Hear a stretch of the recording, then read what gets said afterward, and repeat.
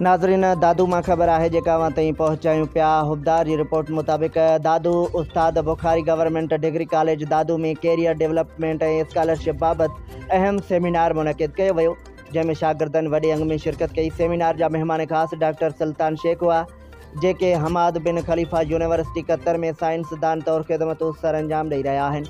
हिन शागिर्द खे कैरियर ठाहिण, आलमी तालीम ऐं रोज़गार जे मौक़नि बाबति मुफ़ीद रहनुमाई फ़राहम कई।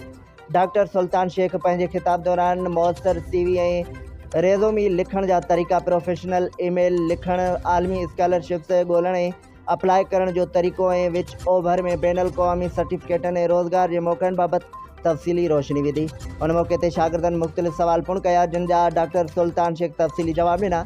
शागिर्दनि सेमिनार खे निहायत कारआमद करार ॾींदे अहिड़नि वधीक प्रोग्रामनि जे इनकाद ते ज़ोर ॾिनो, जॾहिं त कॉलेज जे प्रिंसिपल प्रोफेसर मोहम्मद इरफान कल्होड़ो चयो त अहिड़ा आगाही सेमिनार शागिर्दनि ऐं शागिर्दियाणियुनि लाइ इंतिहाई ज़रूरी आहिनि।